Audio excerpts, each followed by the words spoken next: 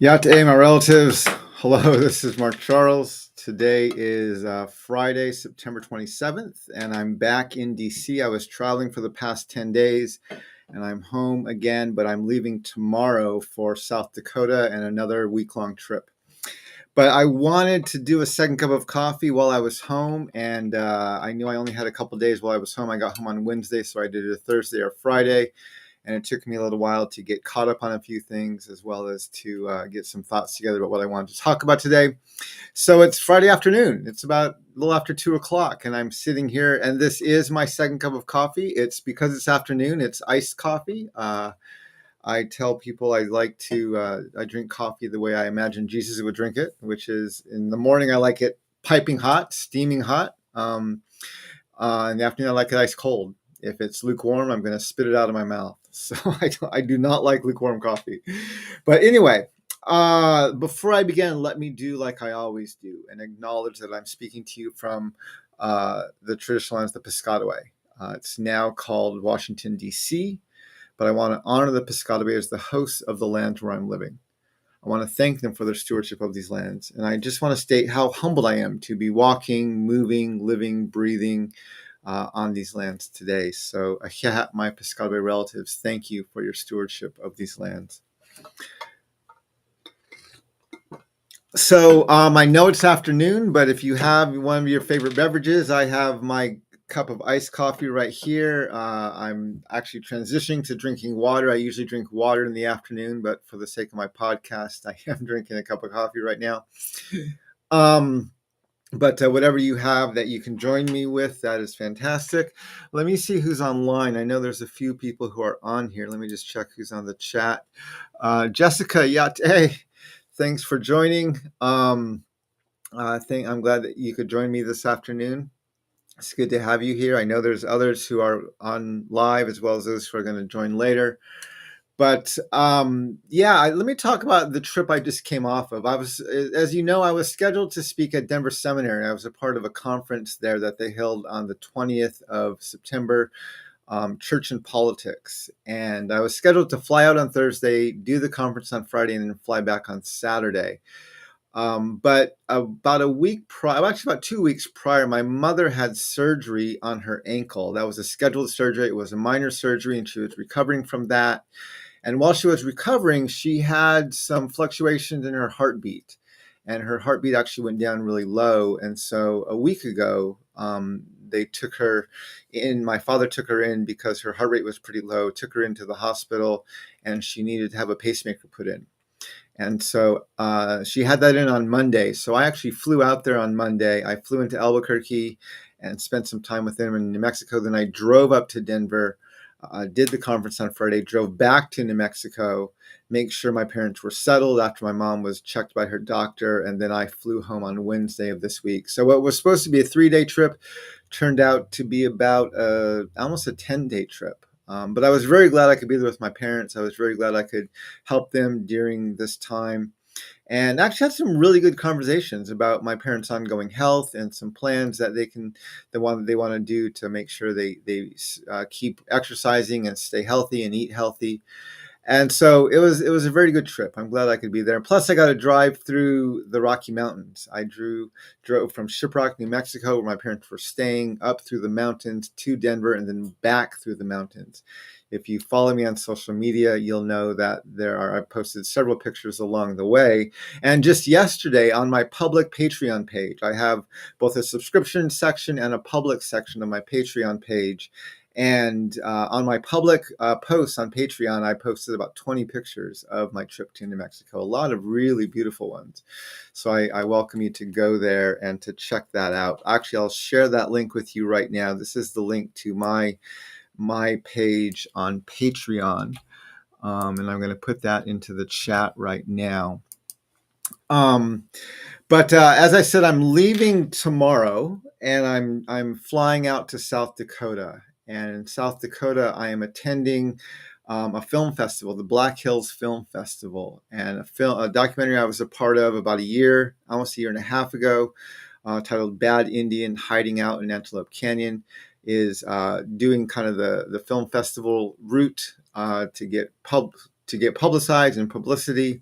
And so this is the second film festival that this film is showing at, and the producers invited me to come out to join the festival for a day. And so I'll be flying out on Saturday. The film actually shows on Sunday, and then I'm flying on Monday to Albuquerque, New Mexico. And on Monday evening in Albuquerque, I'm going to be at Good Medicine Way, which is a local Native American contextualized Christian worship group that meets on Monday evenings. They meet both in person and they meet online. And so the in-person people in Albuquerque at 5:15 Mountain Time will be meeting at the Good Medicine Way normal meeting space for a meal. And then for people who want to join online, the meeting will start around 6 p.m. This is Mountain Time, and they live stream on YouTube. They already have the video up where you can, you can't watch it now, but you can, it's the link for the live stream that's already up on their YouTube channel. And so if you join that at 6 p.m. Mountain Time on Monday, September 30th, I'll be speaking to the group there. And my talk is going to be about decolonizing health. And I'm going to be talking about a lot of the changes I made over the past year and a half, and how so many of them, even though I read about them and I was kind of learning about them from the changes I made through different books I was reading, but they're all rooted in things that our indigenous elders and indigenous communities teach.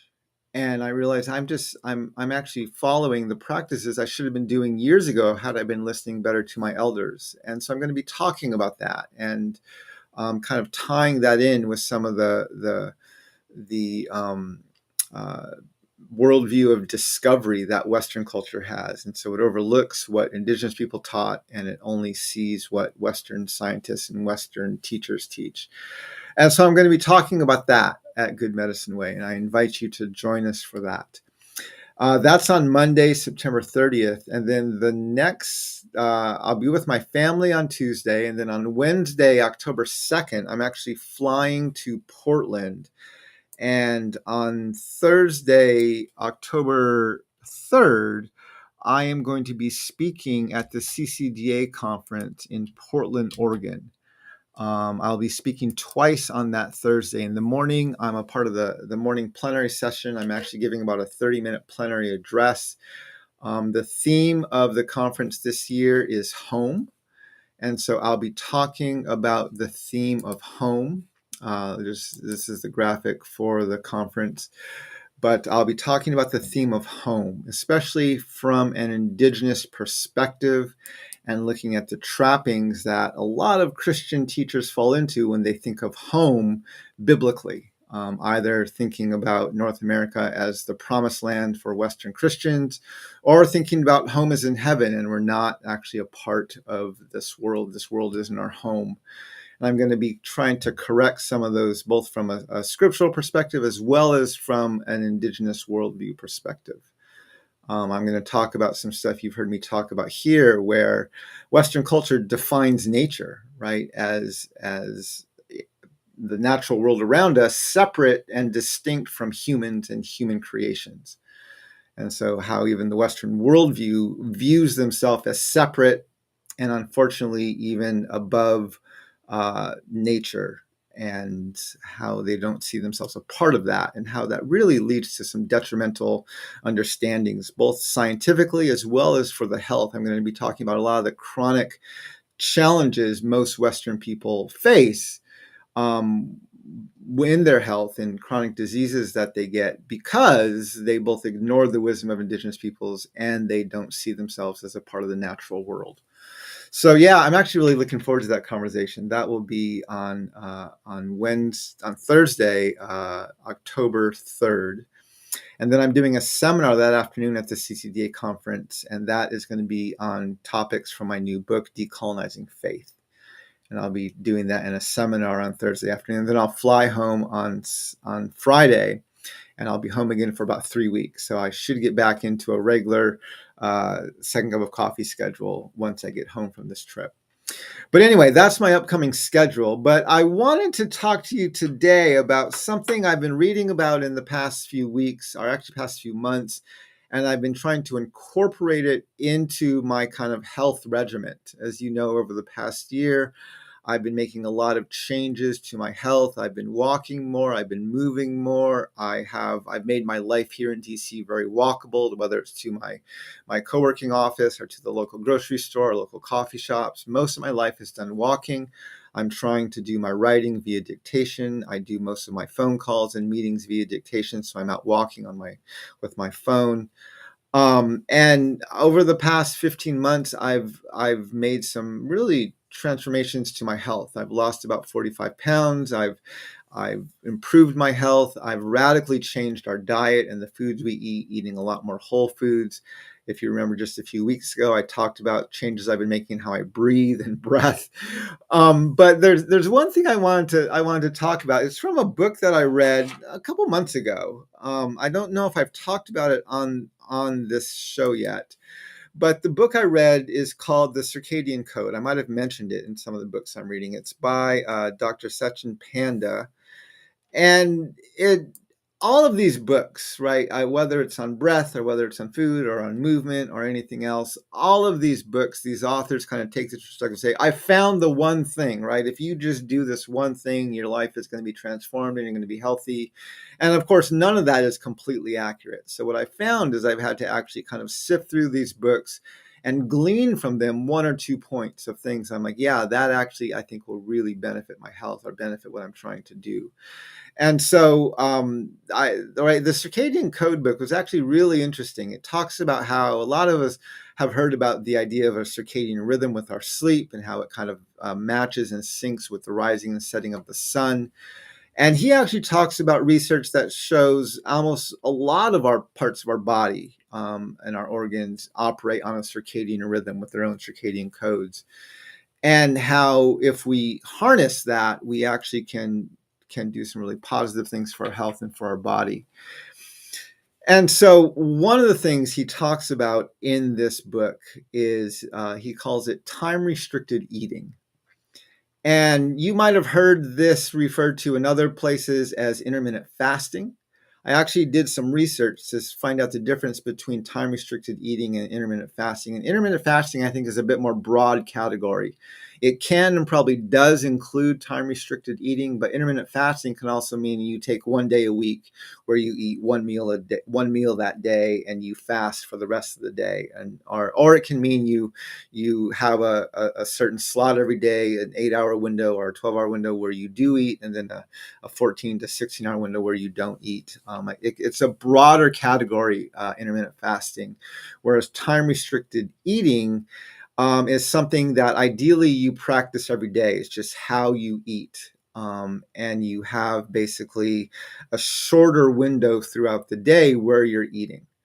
And it talks about doing either from a 12, an 8 to 10 to 12 to 14-hour window where you're doing most of your eating. And as I read the book, I found a lot of convincing arguments for the purpose of doing a time restricted eating diet. And the book advocates for a fairly strict idea of, it's not like I eat most of my food between these hours and I have a snack before I go to bed and I drink orange juice after I get up, or I have coffee with cream in it and then I eat. It's actually, you have a very specific window where you eat and where you don't eat. And eating means intake of any calories, whether it's through liquid or through food. And so I decided to try to do that. I put myself on a schedule where I don't have any calories in the morning before 9 a.m. And I try to have my last calorie intake by 7 p.m. And so that gives me about a 10-hour window of where I'm eating, and then a 14-hour window where I'm not eating. I'm restricting my eating, or I'm doing even a more stable intermittent fasting. And one of the benefits the book touts about this is it takes about anywhere from 6 to 8 hours for your body to digest.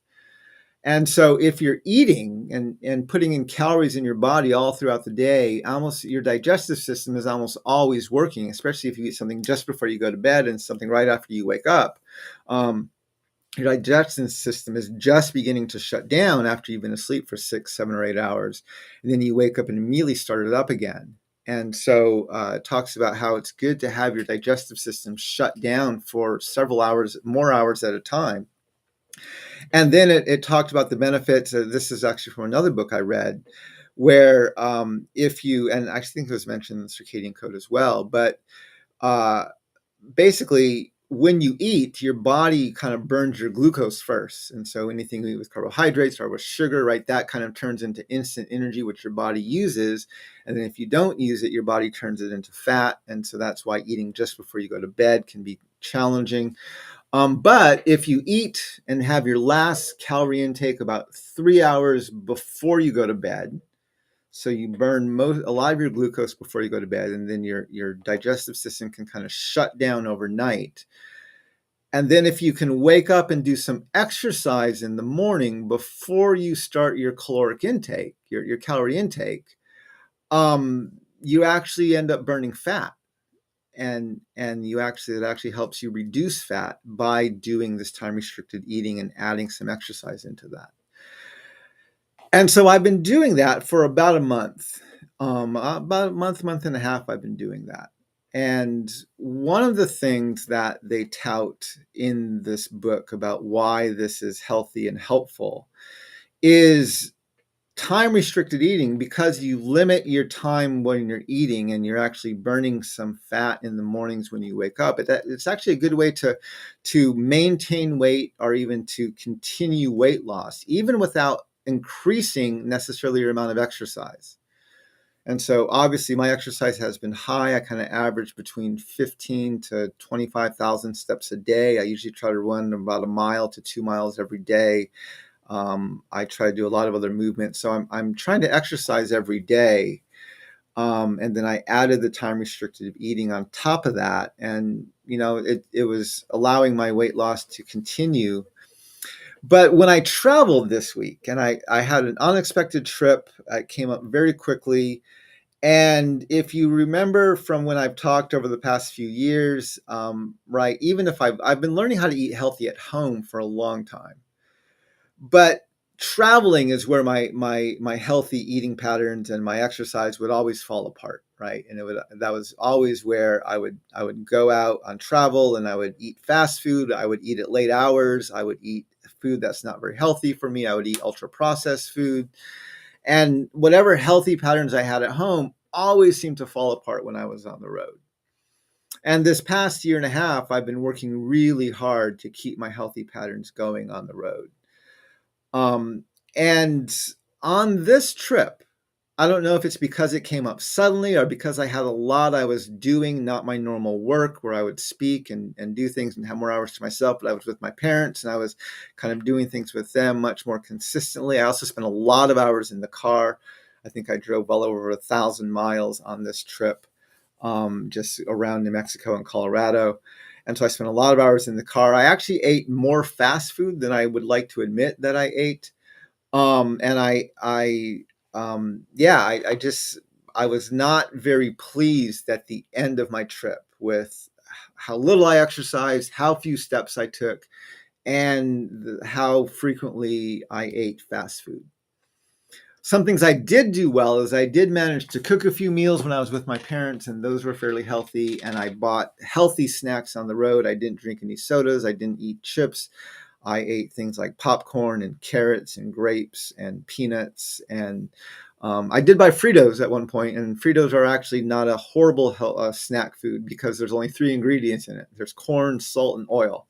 So they're actually not even considered an ultra processed food because they have everything that's in them. All their ingredients are things you would find in your normal kitchen cabinet.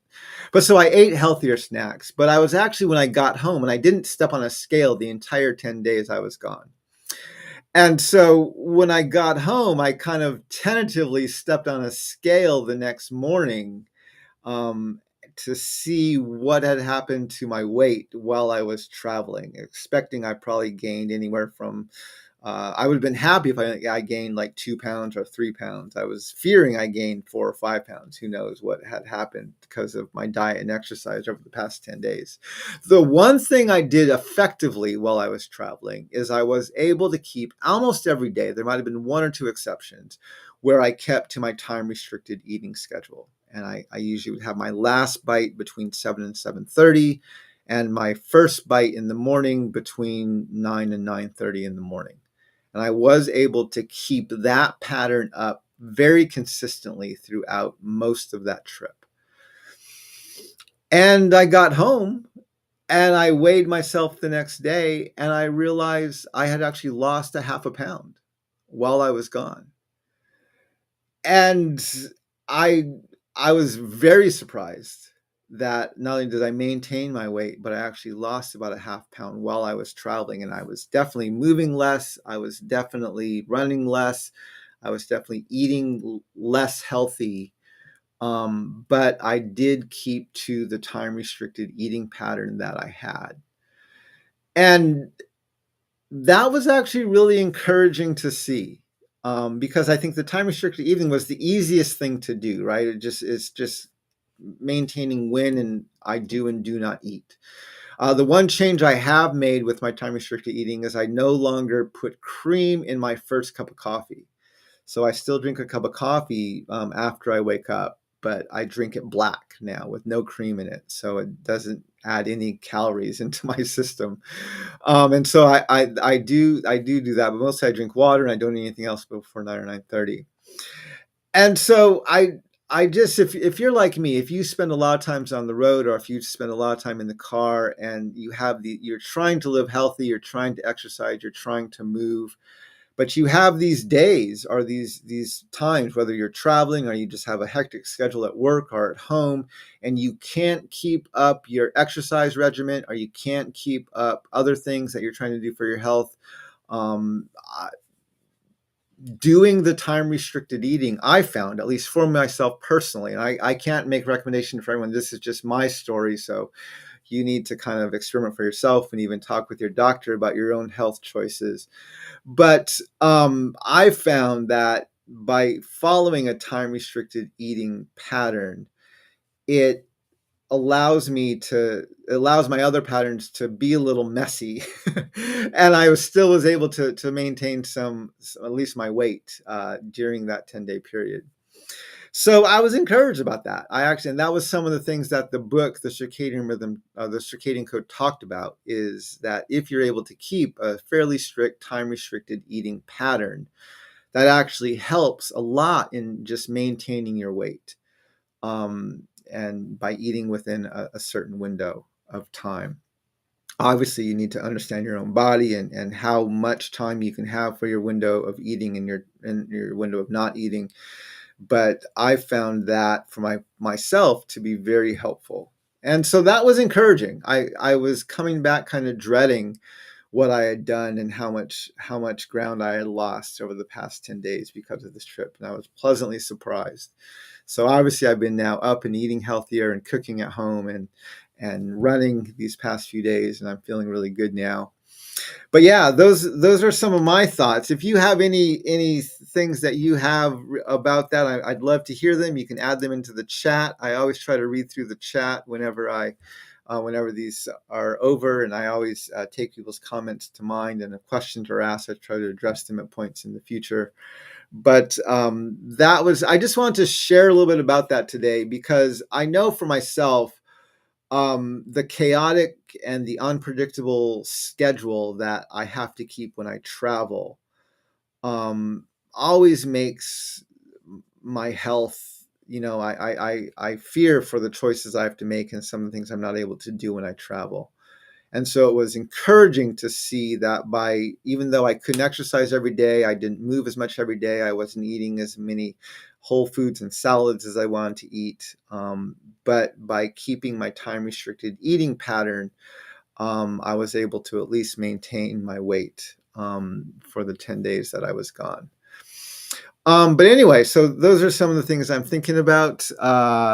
Thank you all for joining me today. I am going to try to do a second cup of coffee while I'm on the road this next week. I don't quite know if I'm going to do it in New Mexico on Tuesday or in Portland on Thursday or Friday. But I do want to try and do a second cup of coffee remotely. I may even call it my second cup of coffee to go because I'll be on the road. But I'm going to take some equipment with me so I can hopefully set up and do a second cup of coffee over the next week while I'm traveling. So subscribe to my YouTube channel if you want. And you can, if you subscribe to my channel and click on notifications, turn on notifications for my channel, you will get notified when I go live. And you can join me whenever you're able to. Also, the same thing with Facebook. If you follow me on Facebook, on my professional page on Facebook, you will get notified when I go live. I stream to both of those places live. I also stream to Twitch. I don't have a lot of followers on Twitch, but I have been consistently putting my second cups of coffee up on Twitch. And then I share them on LinkedIn, on X or Twitter, and on Threads. I share them in all those places as well.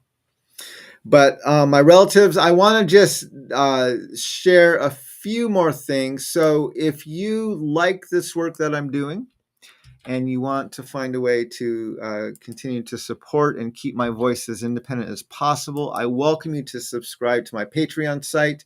It's the place that I go to.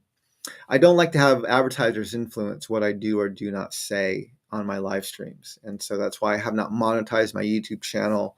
I haven't monetized other social media, but I do use my Patreon as a way that people can subscribe to my feed there. And there's different levels. We just had a Q&A last night on my Patreon for the Ask Questions tier.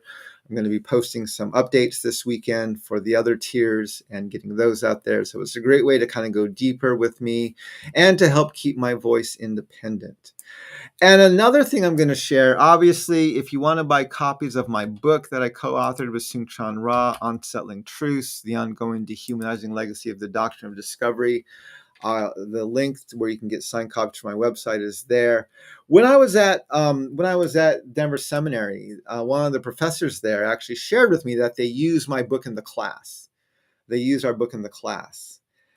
And I said to her, I said, I have this book study special where if people buy 10 copies of the book from me, they get signed copies of the book, and I give them a 45-minute virtual Q&A over the next year where they can ask questions about the book. I said, if you want to purchase your class books from my website, and then, have your students use those books, I would be thrilled to do a Q&A with your class.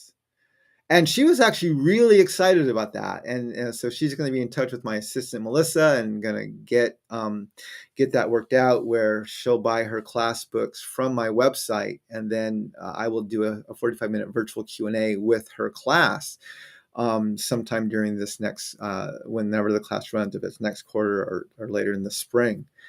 But so yeah, if you have a Sunday school class or a seminary class or a class at your college that is using my book, our book, Unsettling Truths, as part of the coursework, you can either talk to your professor, or if you just want to get together with a group of 10 of your fellow students and buy the book study special together from my website, I'd be happy to give either your study group or your class a virtual Q&A to discuss the book and to go deeper into some of these subjects. So yeah, that's another kind of creative way to use that resource if you want to bring in that conversation. But anyway, I'm grateful for everyone who's here. Russell, sorry you missed the Q&A last night. It is posted up there, so you can definitely watch it. If you weren't able to join the Q&A on my Patreon last night, I do post those right after I finish. And so that Q&A is up there that you can join. And Jordan, Yá'át'ééh, thanks for joining me today. Good to see you here. I'm grateful for everyone who's come on. Jessica, yes, pumpkin seeds. There's a lot of seeds. I've been trying to buy more nuts and grapes and fruit. I've also been trying to eat more crunchy things. I've been buying like baby carrots and things and eating. I actually ate a whole apple the other day. I don't think I've eaten a whole apple, like not cutting it up. I just ate it. I haven't done that in years, but I'm actually trying to be more intentional about not just eating whole foods, but eating crunchy foods and foods I have to chew more. for the help of the sake of my mouth and my breathing. And so, yeah, that tip came from the book Breath that I talked about a few weeks ago. So anyway, a lot of really good thoughts. I appreciate all of you. Thank you, my relatives, for joining me for my second cup of coffee. Please follow me on social media. I will be posting things. And even if you just follow me on Patreon, I do post pictures frequently when I travel to my public Patreon page. You don't have to be a subscriber or a paid subscriber to see those. I usually post my pictures and my updates when I'm traveling to Patreon for the public, not just for the paid guests. But then I do the videos and other things for the people who are subscribed. And so, yeah, if you can follow me there or on Facebook or anywhere else, I always try to keep you people updated while I'm traveling on the road. So my relatives, Yá'át'ééh, thank you so much. Walk in beauty. And may we all learn how to walk in this beauty together. Hakona.